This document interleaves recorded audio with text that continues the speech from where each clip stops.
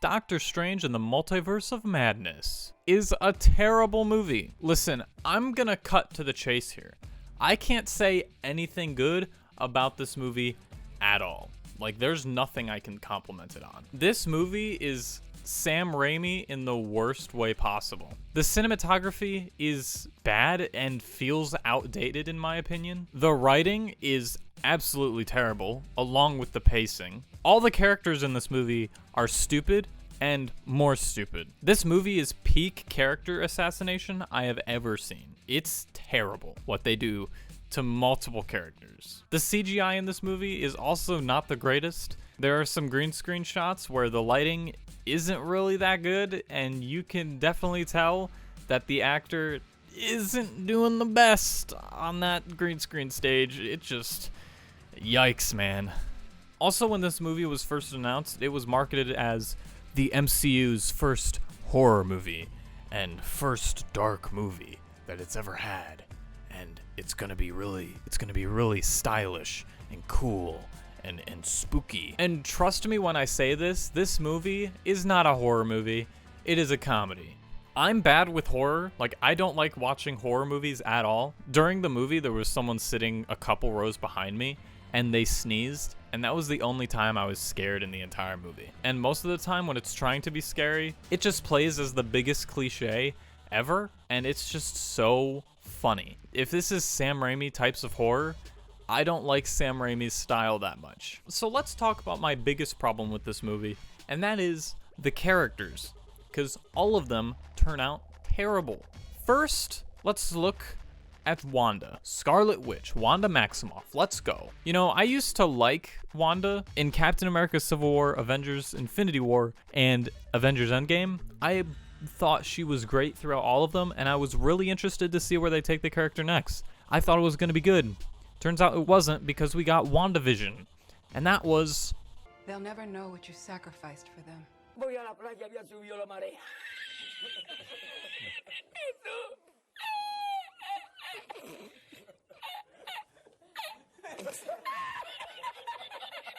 Terrible. And this movie obviously doesn't want to talk about what happened in Westview, because the characters don't either. When Doctor Strange goes to recruit her on her team to protect this 16-year-old kid, they have this piece of beautifully written dialogue. I figured you wanted to discuss what happened in Westview. I made mistakes and people were hurt. You put things right in the end, and that was never in doubt. See, guys, if you just say sorry, everything turns out okay. Listen, guys, he said he's sorry, but it's fine. It's okay, guys. He just said it's sorry. It's just a prank, guys. It's fine. This quote means that Doctor Strange knew what was going on in Westview, but decided not to do anything because she's grieving and everything will be okay afterwards. This is not okay. Also, Doctor Strange has never talked to her on screen ever. He has no idea who she is. So how could he make a proper assessment on her and see if she's an actually good person and just let all that happen? You know, the mental torture that she forced upon people, stripping them of their free will. You know, just a casual thing because she's grieving. She needs time to cope. And when Doctor Strange and Wanda are done with their little piece of dialogue, she reveals that she's the bad guy all along because she wants to kill a 16-year-old kid for her powers to travel the multiverse to be together with her made-up children that she had for about 4 days.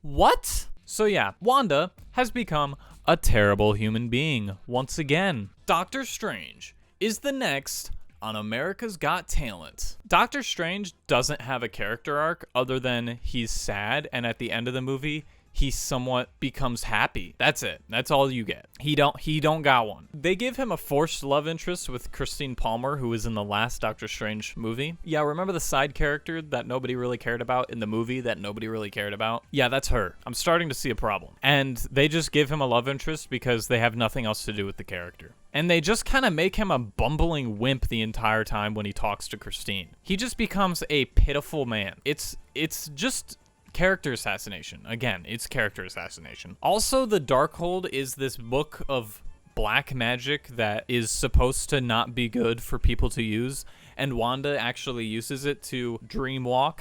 That's a completely other story.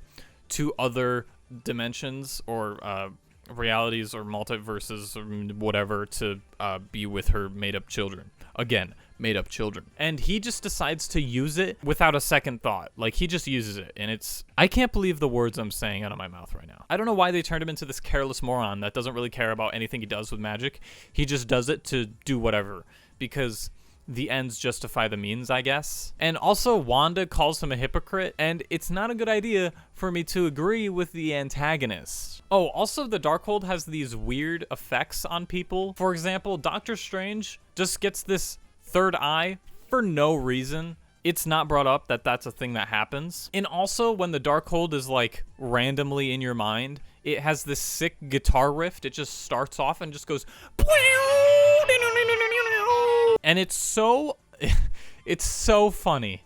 It's so funny. Who thought that was a good idea? Ah, yes. This book of pure evil contains all the black magic stored within the multiverse. Knows how to play a sick guitar riff.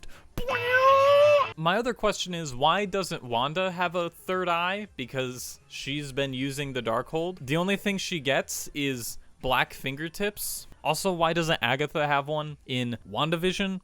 Because she was using the Darkhold, I'm pretty sure, for a while. Like, she had it for, like, more than 100 years at least. Yeah, and that's never explained. My only thought is it has different effects on men than it does women. But that's not true, because in another universe, there's another Doctor Strange who used the Darkhold who has black fingertips. That ain't true. What are the rules here? Magic in movies needs some rules. That's why Lord of the Rings is so good. The magic has rules. This got no rules. There are no rules. It just shows how much the writers don't care. Or should I say writer, because this movie only has one writer. That's a great idea. There's no reason why we should have multiple people having an input on a massive piece of media. Keep in mind, this is the same writer who made Loki, which, talk about obliterating continuity. Because that show did it. It's gone. Continuity? I don't see it. It's gone. The next character is America Chavez. Or should I say, no character. She is quite literally a tool that the plot can use to drop in and drop out whenever it wants to. She's not a character, and it's a darn shame. Her powers are that she can open different portals to different realities and dimensions and universes, but she doesn't quite know how to use them yet. Because she's quirky. She also wears jean jackets because she's quirky. Step 2 to traveling the multiverse, always find some pizza because we're quirky. So at the end of the movie, I'll ask Doctor Strange to suck me dry my powers and kill me, even though we spent the entire movie trying to protect me from evil Wanda, and 100 people more have died to keep me alive and protect me from Wanda, who's gonna destroy the multiverse, and I'll just give up now because I'm quirky.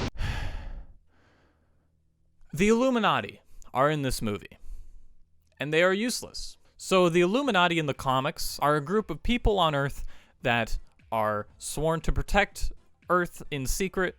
It had Doctor Strange, Iron Man, Professor X, Fantastic Four, Richard Reeves, Namor, I think. And they all had a different Infinity Stone to guard, and they, like, checked in once a year, I think, to make sure everything was good with Earth. That was it. But in this universe, there are no Infinity Stones, and also, they kind of suck and do nothing for the plot, and they're just there to waste time and show cameos, because boy, do the fans love their cameos. In this movie, the Illuminati consists of Black Bolt, Dr. Reed Richards, aka Mr. Fantastic, Captain Carter from What If, a different iteration of Captain Marvel, and Professor X. Also Mordor, but we forget about Mordor. And by the way, all of them die, and we never see the repercussions of this. Like, they just die, and then we move on. And to just tell you how mad I am, I'm going to explain in detail how each of them die. So let's get on my ride, get on my back, while we go and we explore the multiverse of what just happened, and who thought this was a good idea. So Black Bolt is probably one of the worst ideas for a character, just because it's so cheesy. He just yells really loud, and it obliterates you with sound waves. Like that it. He is pretty much the equivalent of playing Astronaut in the Ocean in your car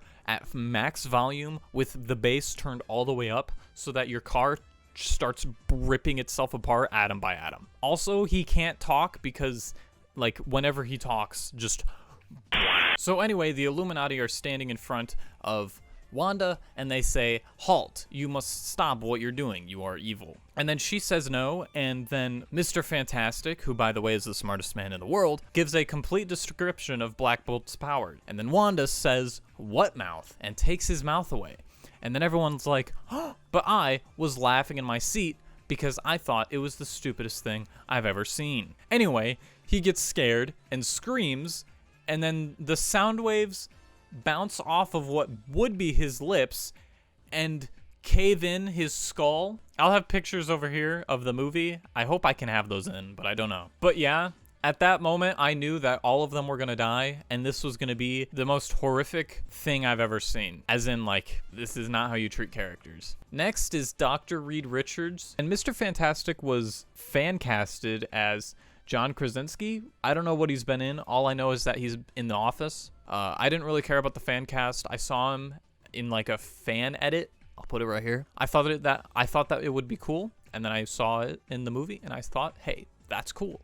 Until they killed him. Also rocking that beard, by the way. I didn't think that was gonna be cool, but I like the beard. What can I say? So anyway, Wanda rips him to shreds, and his brain explodes for some reason. What? I remember just wincing in the theater, just being like, oh, they were like this? Okay. And the thing that makes this more tragic and horrible is that before this happens, Wanda asks him if he has a family. And he says yes, he has kids. And then Wanda says at least there'll be a mother to take care of them, which is even more sick. It just made me feel sick. And just felt like a slap to the face for every single person who wanted him to be Mr. Fantastic. If I was a John Krasinski fan, I would be probably mad right now and kind of just sick. Yeah, sick. This movie made me feel sick. That's a good description. Next up is Captain Carter. Now, I don't know if this is the what if version because, oh, there's infinite realities, so there's infinite Captain Carters. Anyway, she gets cut in half with her own shield with the funniest Sam Raimi cuts that I've ever seen in film history. But before she dies, she says the classic line, "I could do this all day," which is cool for about 2 seconds until you realize that that's Steve Rogers' line. Like, that's his line. No one can take it. You know, that line has meaning to him when in context of the first Avenger and Civil War. The fact that he is outmatched by a big bully doesn't bother him. He's just willing to stand up for his beliefs, values, and friends. This line has meaning. It's a line that represents that you're willing to stand up for what you believe for, no matter the consequences or punishment. At least that's what I get from it. But it means nothing to her. I don't think she said it at all in the What If episode. It's just a sprinkle of member berries. Guys, remember this? This is cool, you know? Next on the chopping block is Captain Marvel, and she gets obliterated by a statue. Like, a statue just falls on her and she dies. You know, that woman who barreled her way through an entire spaceship before?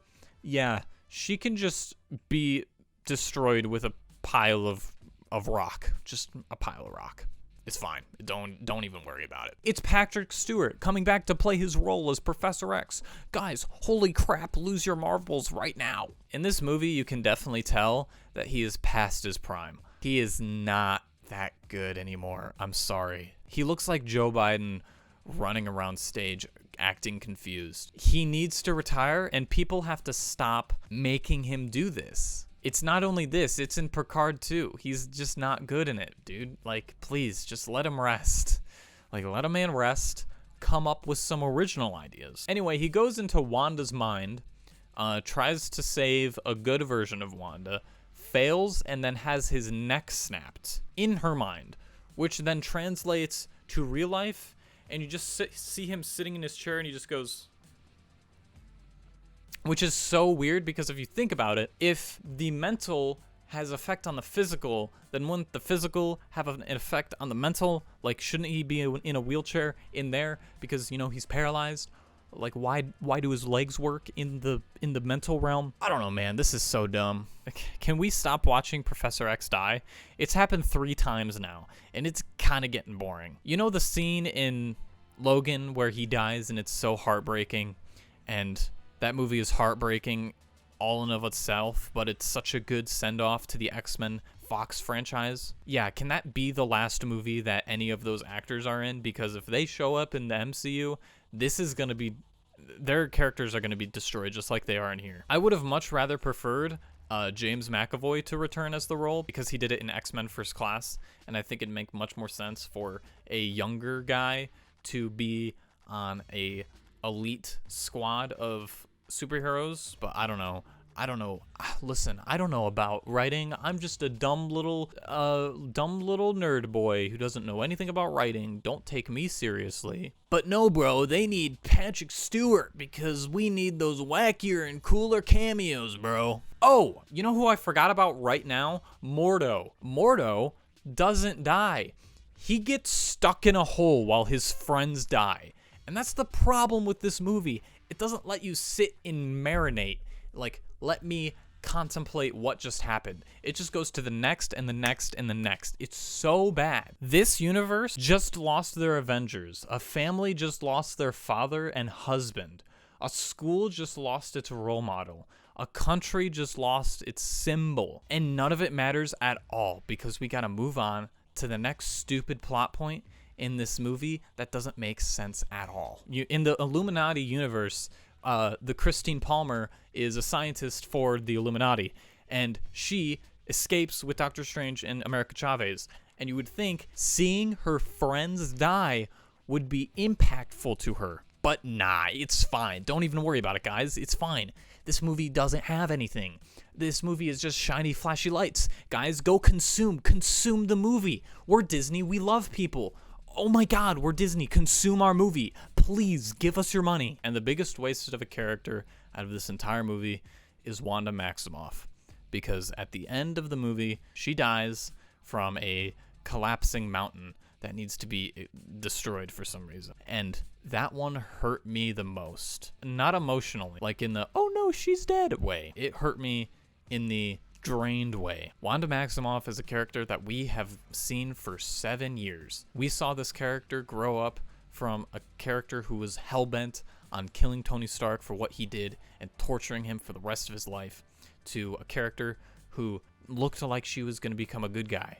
But then the past 2 movies/TV shows really destroyed her character. And it's so bizarre to me that Kevin Feige let that happen. Since Reed Richards is the smartest man alive, and there are infinite possibilities for multiverses, there is at least one where both her kids exist, Vision exists, Pedro, her brother, exists, but Wanda has died. Wouldn't it be cool to see Wanda be taken from this universe to that universe to live happily ever after? That would have been infinitely better and way more interesting than having her die. And you would think the writer would think about this, but no, because again, this is the same writer for Loki, and people just don't think about this stuff anymore. This movie falls victim to terrible writing and horrible pacing. It also ruins multiple characters in the process. It's very clear that nobody cared about this movie, including Sam Raimi, and the movie just felt like a studio-mandated product for mass consumption. There was a tweet by a guy named Mahler, and his tweet goes something along the lines of this: "Never seen something suffocate itself with such a hatred of the concept of continuity before." He said it best, so I'm just going to quote him. I'm not even going to come up with another phrasing of that. That just pretty much sums up my thoughts right there.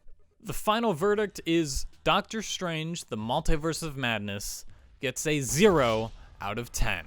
This movie had nothing. It had nothing there for you. It will never have anything there for you. I did not feel like a person watching this movie. I just felt like a body sitting there with nothing to do but look at a bunch of flashy, wavy, wacky, frustrating series of images. I didn't come out of that movie thinking about anything.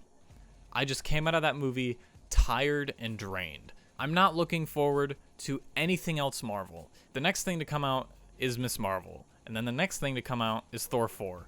And both of those don't look very good. But anyway, if you want to watch me review something in a much more positive light, you can watch this review of the first episode of Moon Knight. And also, I'm working on a giant review of Moon Knight as we speak, so I think that'll turn out pretty good. Anyway, if you like this video, consider subscribing, leave a like, comment, and if you disagree with me, leave a comment, please.